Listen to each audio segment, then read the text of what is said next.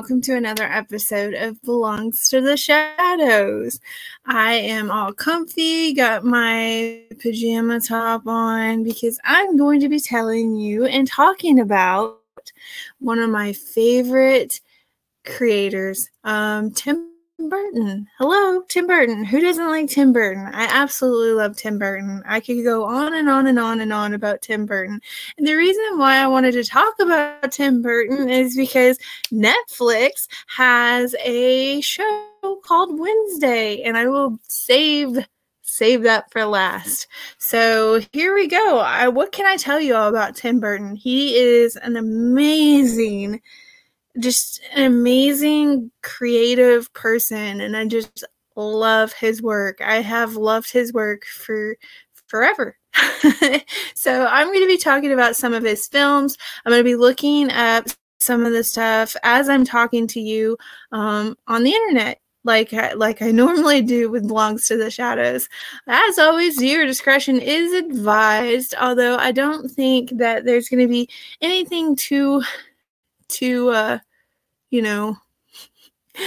adult rated in this episode because, it's Tim Burton.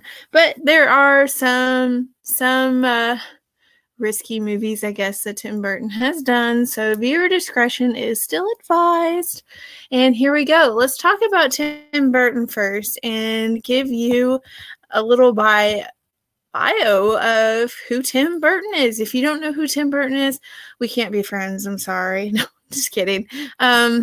If you don't know who Tim Burton is, well, please learn, because he is, like I said, an incredible artistic genius. He is by far one of my favorites. Tim Burton was born on August 25th of 1958, and I am reading this from the nationaltoday.com/birthday/Tim Burton. So you can find the information there. Tim Burton was born on August 25th of 1958. He started his filmmaking career by making short films in his parents' backyard with a crude 8mm film without sound. He became an iconic film director, producer, writer, artist, and animator. Although he was once fired from Walt Disney Studios. That's crazy. Who would fire Tim Burton? Apparently Walt Disney did. I mean, come on. Anyhow, his undeniable talents meant he continued to work with them on several projects. His short film, Frankenweenie, which, things are copyrighted and it's hard to find photos, but I can show you that I do indeed own a copy of Frankenweenie. I mean, hello, can't be a fan without owning a copy of this, or at least having had watched it. Frankenweenie is one of my favorites. I absolutely adore this film. I love it so much. Frankenweenie. If you haven't seen it, please go watch it. It is incredible. It is about this little boy whose poor dog ends up dying, and he does the Frankenstein approach and brings his dog back to life. And of course, chaos then happens. It happens. It's a great little film. It doesn't hurt for kids to watch it, but you might want to watch it before you let your kids watch it, just in case.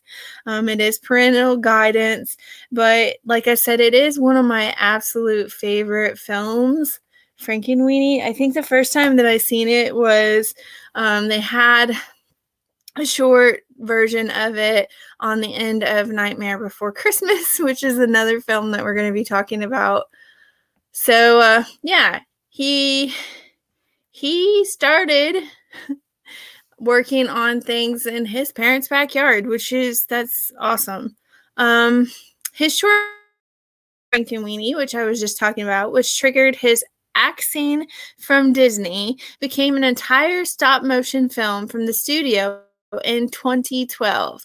He has produced some of the most beloved movies to date, and we need to celebrate his genius. He is an incredible incredible artistic genius.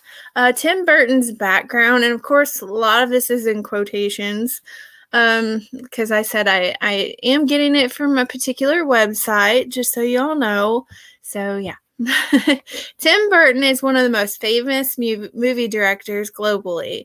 He has a unique Gothic style, and horror movies have endeared him to millions.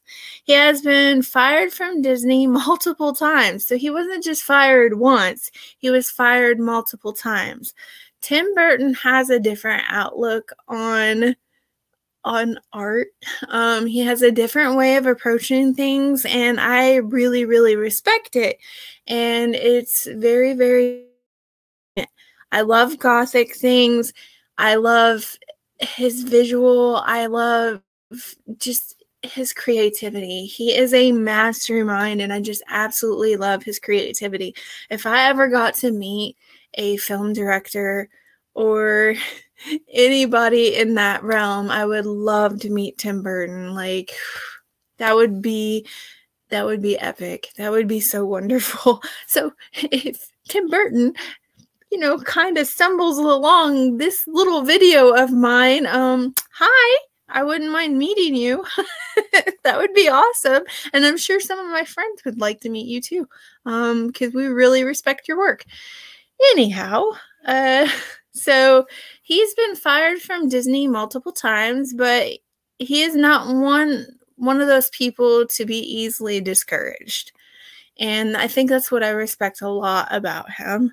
Burton was born on August 25th, like I said, of 1958, but he was born in Burbank, Los Angeles County, California. His parents' names are Jean and Bill Burton, and his zodiac sign is a Virgo, if you wanted to know that. He has Dutch, English, French, German, Scottish, and Swedish origins. Burton had started making films in his teenage years, and although he wasn't an exceptional student, he was fine at filmmaking. I have had issues in schooling myself. I'm not good with math. I am terrible at math. But if you put me in front of a switchboard for recording, or you have me edit film, I'm really good at it. And maybe that's why I can relate to Tim Burton so much, and why I'm talking about him on this show, Belongs to the Shadows, because he fits in on the show, and we appreciate his difference. So he was good at filmmaking, and he had made his first known film, The Island of Dr. Agor, when he was only 13 years old, and he featured his classmates in the movie. After leaving high school, he attended the California Institute of the Arts in Valencia, Santa Clarita, if I can pronounce that right, here we go, where he studied character animation while in college. Burton had made the short film Stalk of the Celery Monster, which he used to land an animator's apprenticeship at Walt Disney Studios. At Disney, there was a problem. Even though his artistic talent was desired, Burton's style was not what the brand wanted at the time in 1982. He had made Vincent, which is another one of my favorite animated films. I absolutely love that film. If you've not seen Vincent, I think that is another animated short film that was featured as an extra thing at the end of Nightmare Before Christmas. If you've not seen Vincent, please check it out. It is an amazing film. This show is not sponsored by Walt Disney, Tim Burton, or any of it. I'm just, talking about all of this because I'm passionate about it, and I'm going to keep saying it, love Tim Burton's work. He's an amazing artist. So yeah, Vincent wasn't very successful, and he followed it up with the movie Frankenweenie in 1984. The studio fired him immediately after making Frankenweenie. The following year, he worked with his former classmate on Pee-wee's Big Adventure. Now, that's something that I had found out recently, not with researching this, but I found it out about that, I think, when, there was some other thing that I was looking at for one of my shows, and I just happened to find that out, and I thought that that was very, very interesting that he worked on Pee-wee's Big Adventure. The $7 million budget movie was a success, grossing $40 million. It marked the beginning of Burton's reputation for producing high-grossing movies with small budgets. That's incredible. That is very, very hard to do. He made iconic movies like Batman in 1989. Awesome movie. Batman Returns, which is my favorite, in 1992, and The Nightmare Before Christmas. Now is a good time to talk about The Nightmare Before Christmas. And of course, I own this as well. I love Nightmare Before Christmas. And if you don't know what it's about the Pumpkin King. Jack Skellington right here on the cover. And he wants to discover other holidays, and so he tries to do Christmas, and chaos happens because he is the Pumpkin King. He's known for Halloween Town. He's not good at Christmas. He tries his hand at Christmas and it didn't work out, but Jack Skellington is awesome. One of my favorites. Sally, I love all the characters in this movie. If you've never seen it, please check it out. Again, not sponsored, just telling you that I love this movie. It's a great movie. Nightmare Before Christmas is completely awesome. So you had The Nightmare Before Christmas, which came out in 1993. He created some other works but didn't direct them. They include Sweeney Todd with Johnny Depp. Yeah. I have not seen the complete movie yet, which surprises me because I'm all about watching anything that Tim Burton has any dealings with. But what I did see of it is incredible. I like Johnny Depp. He's one of my favorite actors. And yeah, so if you've not checked out Sweeney Todd, the Demon Barber of Fleet Street, please check that out. It came out in 2007. And then you have Alice in Wonderland. Surprise, surprise, surprise. I have that one as well. And it has Johnny Depp in it again. Tim Burton has worked a lot with Johnny Depp. And he started working with Johnny Depp when Johnny Depp, I think, was in his early 20s. And they've been working together ever since. Alice in Wonderland had come out in 2010, and then you have the sequel as well, which I have as well. And it's great. It is absolutely awesome. I love the visual effects in this. A lot of critics, there were some critics that put it down because of Johnny Depp's makeup and how he acted in this film, but as Mad Hatter, but I think that it is an incredible film just because I'm a visual artist. Like, I love visual arts. I love the bright colors. I love the imagery that's in the film. It's incredible. Like, if nothing else, if you're not paying attention to the words in the film, at least pay attention to the artwork. Pay attention to the visual. It's incredible. I love Alice in Wonderland just because it is a visual place. Like, it is so beautiful in the imagery, and not all of it is happy and, sparkly. Some of it is scary, and I think that doing his version of Alice in Wonderland, it was incredible, and he did not disappoint me by any means. Like, he did an incredible job. Everything he touches, he does a really good job on. Tim Burton is the father of 2 children whom he had with his ex-wife Lena Geetsky. I'm not sure how to pronounce her last name. During the course of their 4-year marriage. And of course, I believe he's with Helena Bonham Carter now, and she's in a lot of his films. She's one of my favorite actresses, and she works with she works with Johnny Depp a lot. So we also have Beetlejuice, which I had mentioned earlier. And if you've never seen Beetlejuice, oh my gosh, it's not really a movie for kids, I wouldn't say, because risky jokes in this film. But if you've not seen it, please go and see it. I think that they are thinking, I think it's in the works, or it's been talked about a lot, that they're doing a Beetlejuice Returns. I really hope that that's true, and I really hope that that is happening, and I hope that they do a really good job with it. You also have Tim Burton's 9, which is a post-apocalyptic type animation, and I have not watched it yet. I know that's terrible. Tim Burton fan, and I haven't watched it yet. It's still in the wrapper, but I did purchase it. Intention on watching it. Another one of Tim Burton's films, I believe, is Corpse Bride. Yes, that's another one of his films. There is a film floating around out there, Coraline, and to my surprise, he didn't actually do Coraline, I don't believe. Let me look it up to make sure that he did not do Coraline, because I think I have looked it up in the past.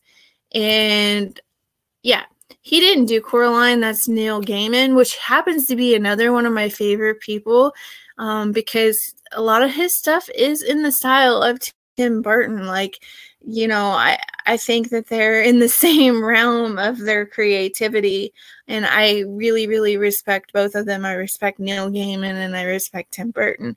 But Tim Burton did Corpse Bride, which is a really, really interesting film as well. It's pretty similar to Jack Skellington. If you've not watched it, I haven't watched it in a really long time. I can't remember everything that happens in it, but it is a really good film. There are other films that Tim Burton has done.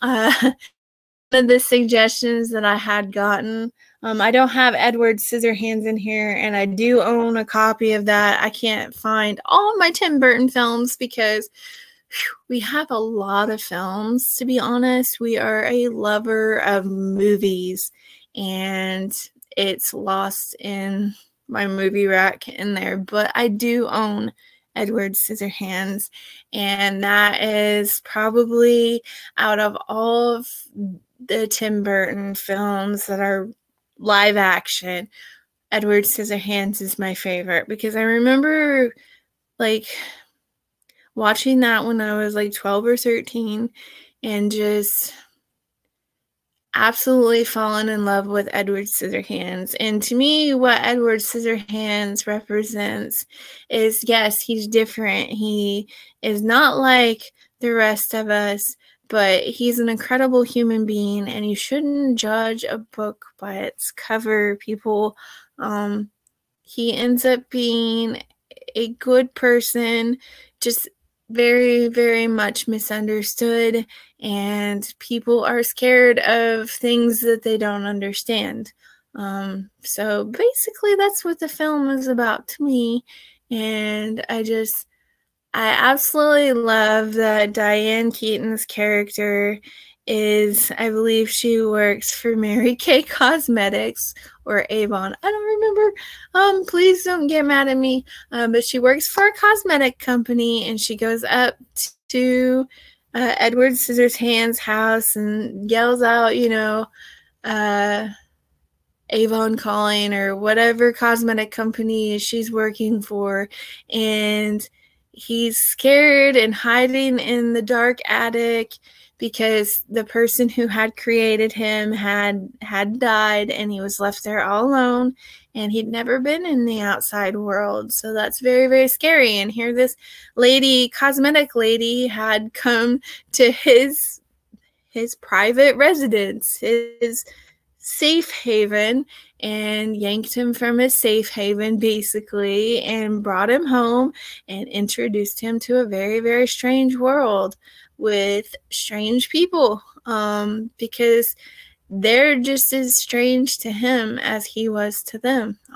So I absolutely love that film. It has a really good message. I love the imagery again.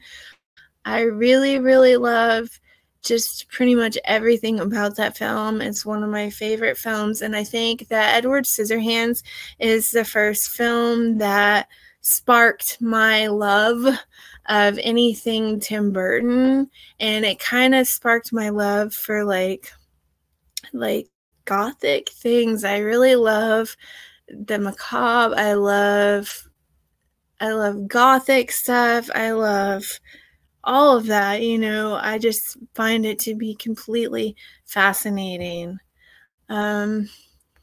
I don't want to talk about Wednesday yet because I'm saving Wednesday for last because, wow, that's all I can say is wow for now. We will get to it, I promise.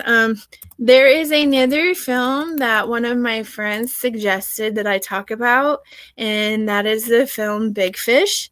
It is a very, very good film. If you've not seen it, please go watch it. Rent it.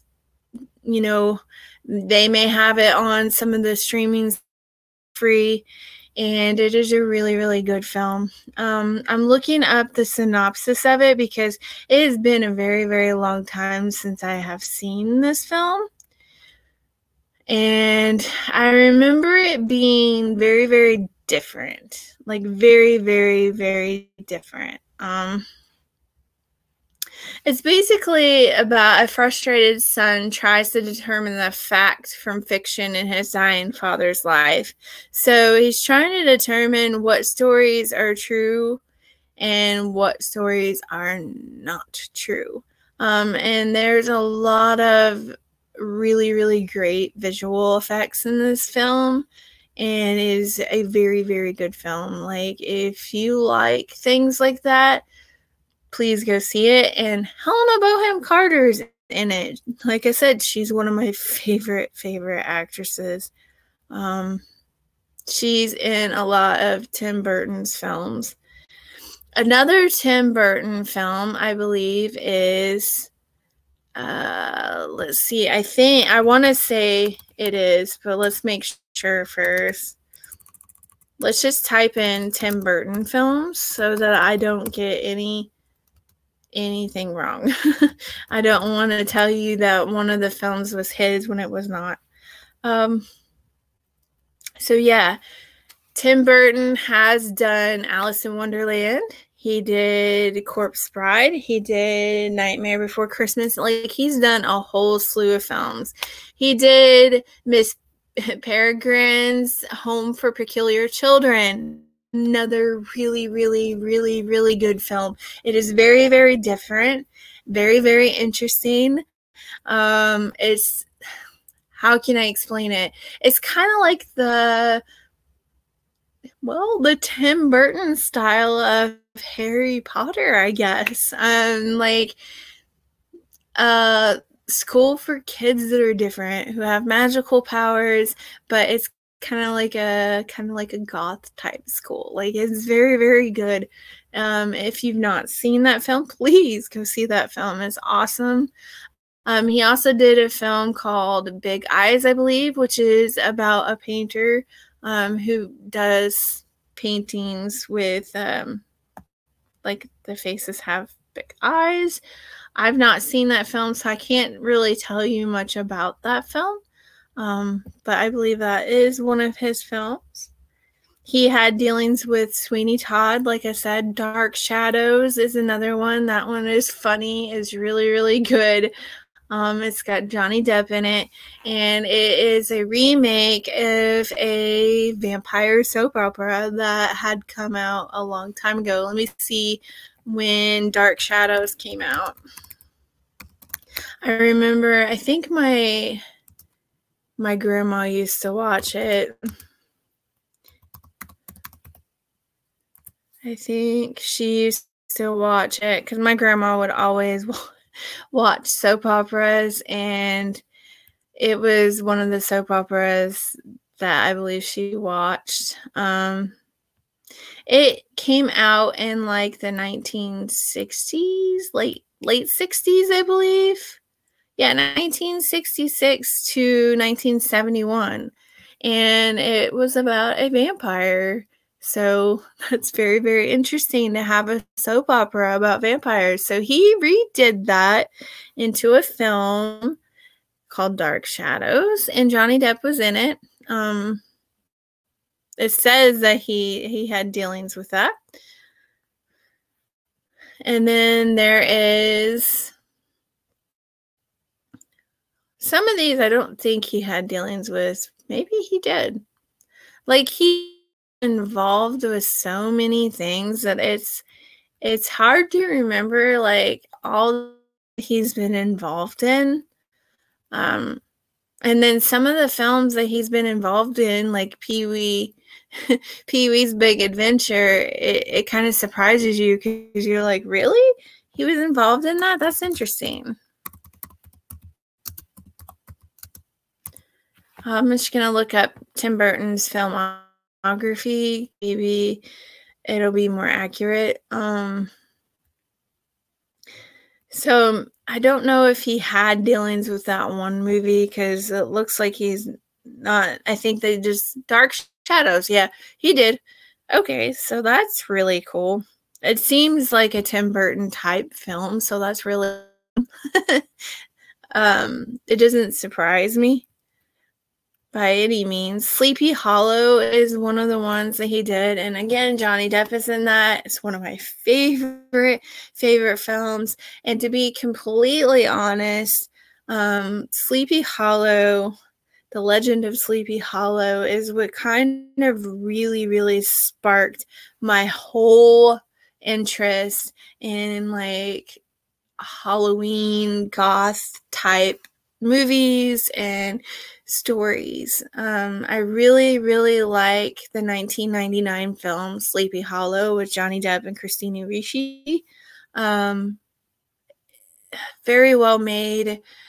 Christopher Walken is in it. I mean, with the cast, with the imagery, with how it was directed, how everything was done, it did not disappoint me. It, in my opinion, it lived up to my expectations. They did a really good job telling the legend of Sleepy Hollow, and it is by far one of my favorite films. So if you've not seen it, please go see it. Like, look it up, see if any of the streaming services have it. Abraham Lincoln Vampire Hunter, they're saying that he had dealings with that. Really good film, incredible. Mars Attacks, Vincent. Ed Wood is another one, has Johnny Depp in it. Big Eyes, Planet of the Apes. He has done so many films. It is like the list goes on and on and on and on and on. I could sit here and talk to you about all of his films. Another one of his films that I think is underrated, doesn't get enough attention, is James and the Giant Peach. I absolutely love that film. It came out in 1996, and I believe, I'm going to age myself here, I believe I was like 16 years old when it came out, but I went and purchased that film. I love that film. I love the characters in that film. I love the idea of the film. It's incredible. It is incredible what this man is able to accomplish with film and art and stories, and just, it warms my heart so much. Like, he's just so incredible at what he does, and I hope that I can get to that point someday, with these shows, with editing these shows, with hosting these shows, with my artwork. Like, I paint, I sculpt, I do pretty much a little bit of everything in the art world. Like, I deal with music, I do sculptures. Sculptures is like my first love. I absolutely love doing sculptures. I make art dolls, and that's one of my favorite things to do, is make art dolls. About yawn. It's been a long weekend, folks. So if I'm rambling and some of the stuff is not making sense, I apologize. I had every intention on doing this episode way better than what I'm doing. But, you know, I have a day job. And my day job is a creative day job. I'm thankful that I do have the job that I have because it pays for me to get art supplies and it helps me continue to do what I love doing, and that is bringing Belongs to the Shadows to you all. I hope that you like Belongs to the Shadows and that that my episodes have been interesting. And I say a lot when I'm tired, so for that I apologize too. I need to get better about not doing that. So yes, James and the Giant Peach is an amazing film. The spider character in that film is my absolute favorite character. People think I'm weird, but I like, artistically speaking, I like Black Widow spiders because to me they're beautiful. Like, it's just beautiful imagery. Like, if you paint a painting or you do a sculpture of a Black Widow spider, it's just very, very artistic, and I just love the imagery of it. And I love, you know, I just love the way Black Widow spiders look. I don't know how to describe it, but they make for good artwork. They do.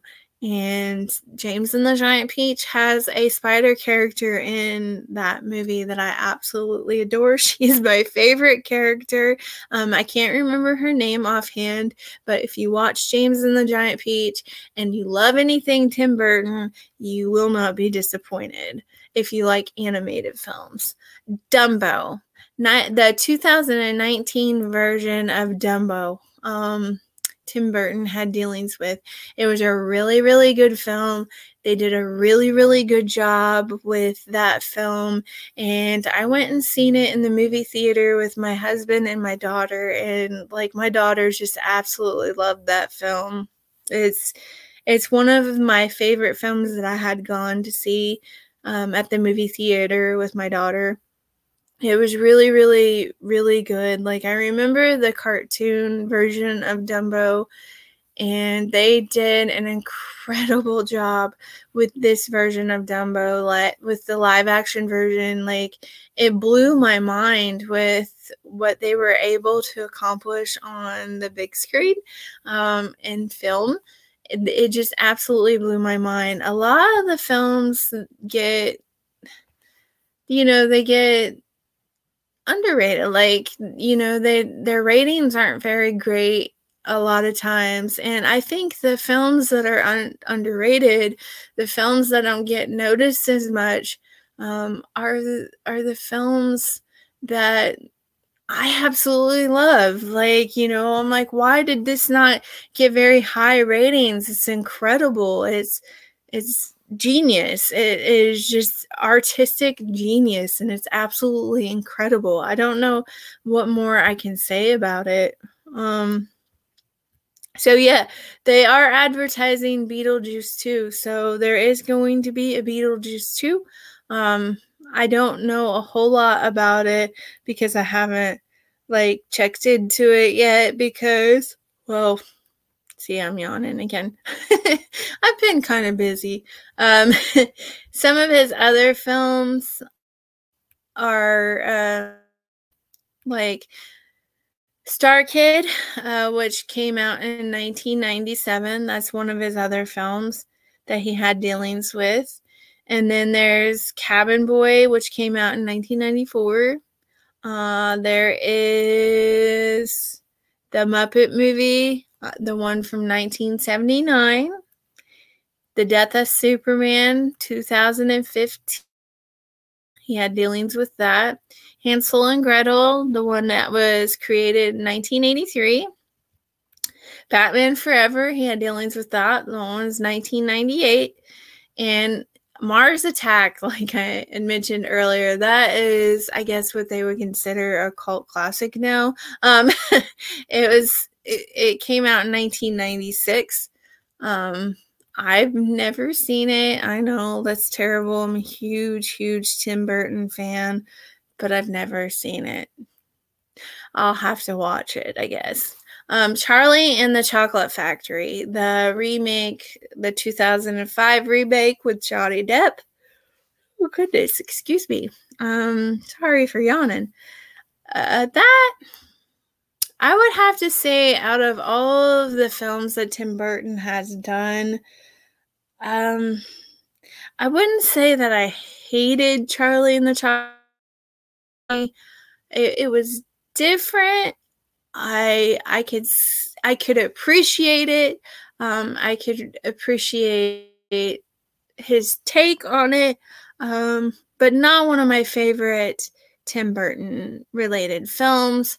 I didn't really, I guess it's because I grew up watching the old Charlie and the Chocolate Factory, and when you have someone like Gene Wilder playing that character, Willy Wonka,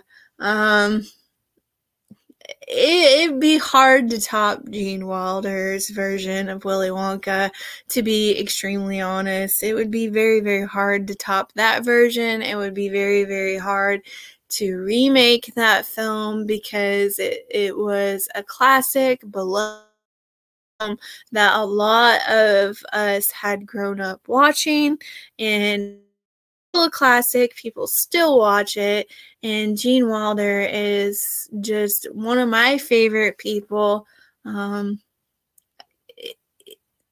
He just kind of makes you feel nostalgic, makes you feel good, because you grow up watching that film and how Gene Wilder did Willy Wonka. It'd be hard to redo that, and I think Johnny Depp did an incredible job as Willy Wonka. I think that is incredible. It's not the original, and I think out of all of Tim Burton's films, that would probably be my least favorite, if I had to pick one. All right, without further ado, we have finally, and I might have missed some films. It's been kind of a long weekend, and I wanted to do a better job on this episode, so I may revisit Tim Burton in the future and try to be more detailed about his films. I will try to pick 2 films and talk about the actors in the films and how the idea was brought about and what the film means. But I hope that you've enjoyed this episode anyhow. All right, so without further, we're going to talk about Netflix's Wednesday Addams. Wednesday, oh my gosh. If you have not seen Netflix's Wednesday, please, please, please, please watch it. It is so good that they have signed that show up for several more seasons. I forget how many more have already got guaranteed and signed up for, because it was that big of a hit. Like, it was such a big hit. I binge watched that, and I'm thinking about watching it again because they're talking about the second season already. Oh my gosh, it is so good. I've been wanting Tim Burton to have dealings with the Addams family, and I wanted this. This is exactly what I wanted, and he delivered. It is an incredible show. I absolutely love it.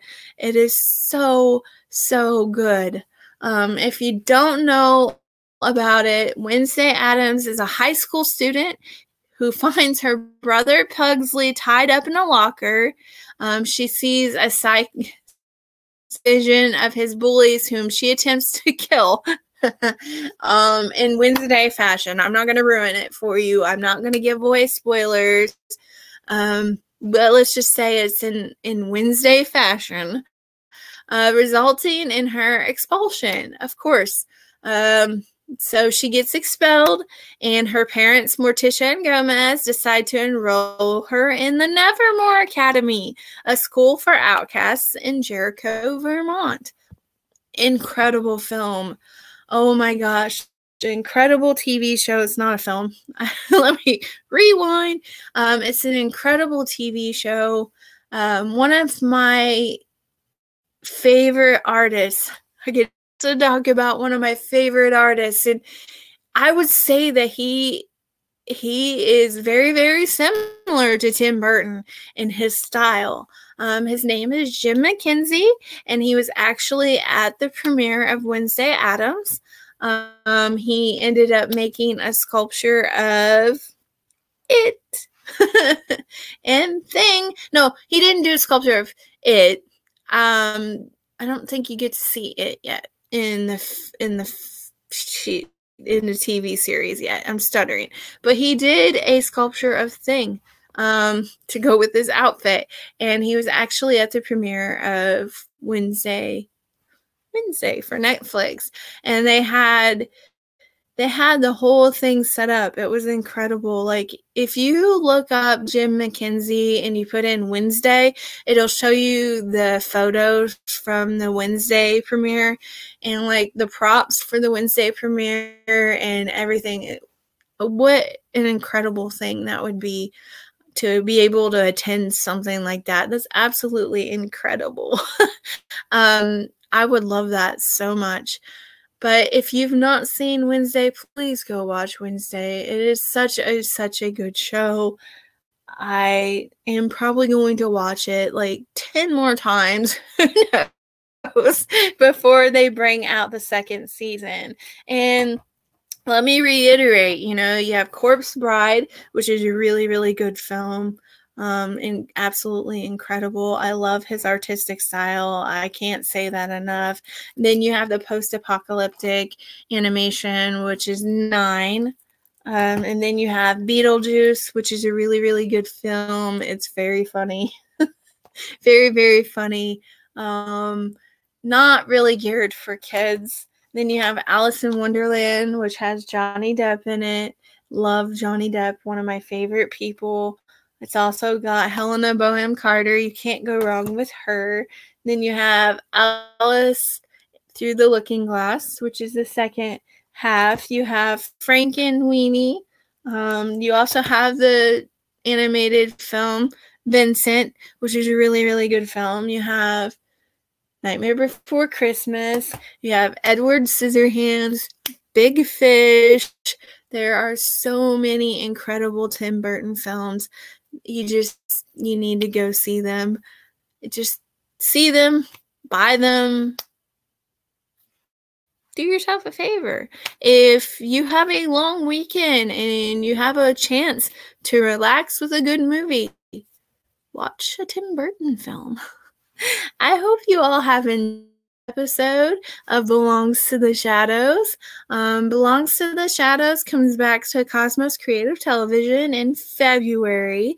This is just a bonus episode that I decided to do because I wanted the opportunity to talk about Tim Burton, and I hope I did him justice, and I hope you all enjoyed this episode. Until next time, you be spooky.